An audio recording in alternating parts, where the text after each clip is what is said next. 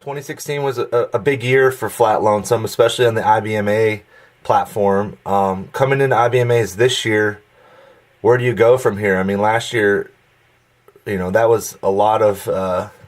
Those are some pretty big awards that you guys walked away with. And how do you? I guess what's your headspace coming into this year? Well, I think that's always a hard question for me to answer because for me, all I want to continue to do is just to play the music that we love and just keep, I think maybe to get a broader audience and just get have more fans and just be able to continue to play the music that we love to do, which we did with this newest album. We have some great songs on there, and we have 9 original songs, and we just want to continue to be able to play the music that we love and just all the time, you know what I'm saying? We just are so blessed to be able to play as many dates as we have been able to. Even this past year, we've been very busy, so we just hope to continue to be able to do that. Well, with all the bluegrass folks I've interviewed over the years, I mean, the love of playing and the love of the audience is always the top priority in recording and things like that. And the awards tend to be kind of the cherry on top. But with right. But with the awards that you guys won last year, I mean, those were pretty big awards. I mean, did you feel more of, oh my goodness, or yeah, we earned this? You know what I mean? Like, I felt definitely more of the oh my goodness, because I feel like a band that's been traveling for 6 years doesn't always get as much recognition as we have. And we're so thankful that people have really just taken in Flatt Lonesome. Even from the very beginning, we just right away were able to play festivals and play in venues that a lot of people don't get to play that should. So winning Vocal Group of the Year and Song of the Year and Album of the Year after only 6 years of being on the road was definitely an oh my goodness moment. And we're just still honestly can't even believe that it actually happened still. So yeah. And I was there. I was in the auditorium at that award showcase, and huh? And so were you? Yeah, I must say though, after winning the award, watching you guys, you walked up on stage and you owned that stage, and you guys came out as a pretty powerful force. I thought, at least in my eyes, that you're a presence here to stay. That this is not like a flash in the pan kind of thing. I mean, it's you owned that stage. I appreciate that. We hope to.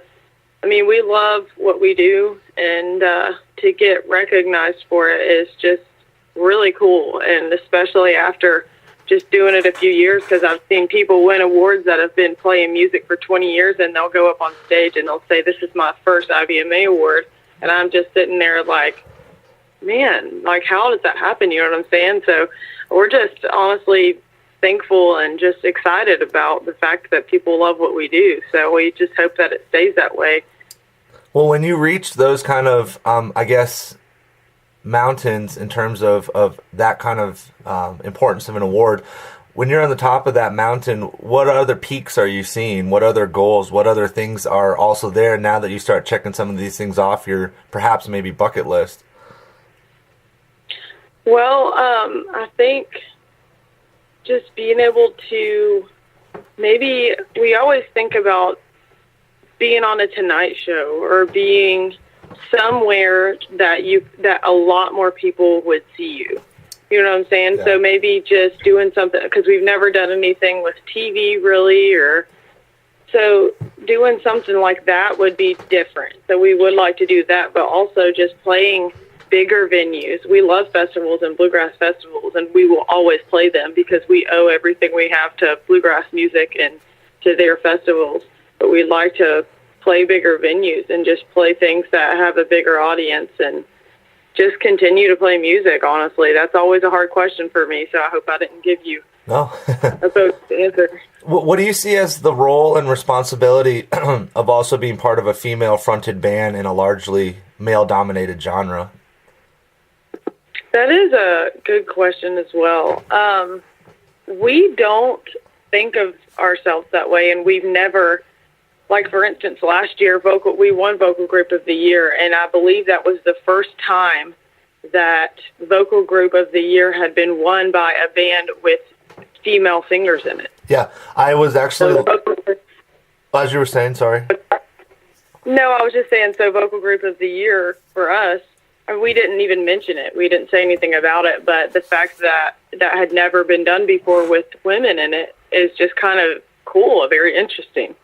Well, for me, yeah, and I picked up on that last year because I've been following the awards for a while, and I was actually curious about the stats on that, and when I looked it up, you are the only group that had not even a female front, but just females in the band that won Vocal Group of the Year. There has been no females to win Instrumental Group of the Year. The last time an Entertainer of the Year had a female in the band was 2005 with Cherry Holmes, and the last time a female fronted band won Entertainer of the Year was 2001.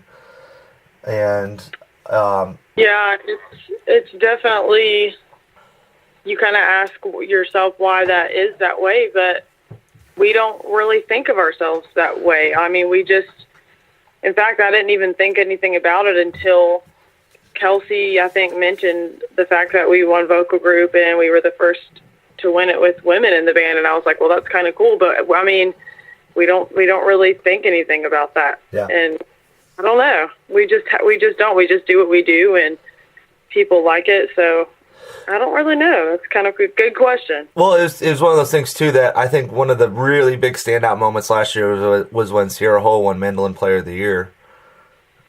Yeah, that was there for that. That was really cool, and she deserves that. She definitely deserves that. I mean, between with Flatt Lonesome and Mountain Faith and Becky Bueller and what y'all are doing and Sierra, it feels like there's this whole new group that are really making a lot of new territory in the IBMAs and Bluegrass. I don't know if you see that at all. Yeah, I definitely do, and it's good to see different people up on that stage. It's good to see different faces, and Becky Bueller winning Fiddle Player of the Year was really cool, and I was glad to see that as well. So what are the hopes of the new record? What can people expect with it? From the press release I read, I guess it's a little genre bending between bluegrass and country, but both those genres are pretty tied to the hip with their history. Yeah, Runaway Train definitely helped to get Silence in These Walls to what it needed to be. It really helped us prepare for Silence in These Walls, and I believe the album really shows kind of what's in our heart, like not only as an album but individually as well. It just shows the kind of music that we love to play, and we've got, like I was saying earlier, the originals are really, we love to do originals and stuff that hasn't been heard before. 7 of the songs were written or co-written by Kelsey or Paul. So those are from within the band. And then 2 of the other ones were written by a really close friend who is a great writer. So honestly, I just hope that this album can even go beyond bluegrass maybe. Just broadening our audience and just, I don't know, it's just an album that I feel like people can listen to and just appreciate, even if you don't love bluegrass, if that makes sense. Yeah, well, I see a lot of groups, well, like I said, I guess what I said before too, I mean, bluegrass and country have always been kind of had some direct links, like Marty Stewart and the Osborne Brothers and all of that. Right. But at the same time, I feel too, a lot of people that love the old country sound are really starting to drift over to bluegrass because it's one of the last vestiges of that style of just instruments and good songwriting, you know? Well, and I'm a huge fan of that, and I will never stray from that. I love acoustic music, and I love to give room for the singer in the song. So I will never stray from good acoustic music. It's one of my favorites, and I love country music. I love bluegrass. Yeah, as you're saying, sorry. I just was saying I love the songs in this music. I love real music and true music. That's why I love old country music, because it was stuff that actually happened in real life that people are singing about, and it's real, you know. Well, that's the thing I love about it is you can't hide behind anything, you know. No, you really can't. And when you sit down, and I love to see people sit down with just a guitar and sing a song. Yeah. That's like one of my favorite things. I love to play music in places that were built to play it and to hear it, now, like smaller venues. Now, the IBMAs in recent years have vocally stated that they're looking to kind of let the walls down a little bit in terms of letting the music grow within its own, I guess, quote unquote rules. But what do you see out there in the landscape of bluegrass? Because some people say there might be two camps, neo-traditional and progressive. I think they've always been there. But what's your interpretation of what's going on with bluegrass these days? You know, I probably should be careful with how I answer this, but I just think that we should keep it about the music. And I think that there is room for all music, any music, and stuff that, I mean, people will say or are mad about stuff that IBMA has posted or talked about. Listen to this group or be looking forward to this group. They're going to be at IBMA and they're not bluegrass. And I'm not really sure how I feel about it. It's like, well, it's good, but it's not bluegrass. Yeah. So, and I'm all about making bluegrass a bigger genre because it needs to be. But at the same time, I think it should be bluegrass because that's what people are thinking of when they go to bluegrass. It should be bluegrass music, but it doesn't have to be necessarily Bill Monroe or Flatt and Scruggs because, I mean, we're not Bill Monroe or Flatt and Scruggs, but we still at the same time appreciate them, and we have enough traditional sound in us to be bluegrass. Oh, that's so. Yeah. Go ahead. Oh, I was saying is like I guess my interpretation is like the core of it's always going to remain that really traditional, and you see it when you're at IBMAs, young kids playing straight up traditional music.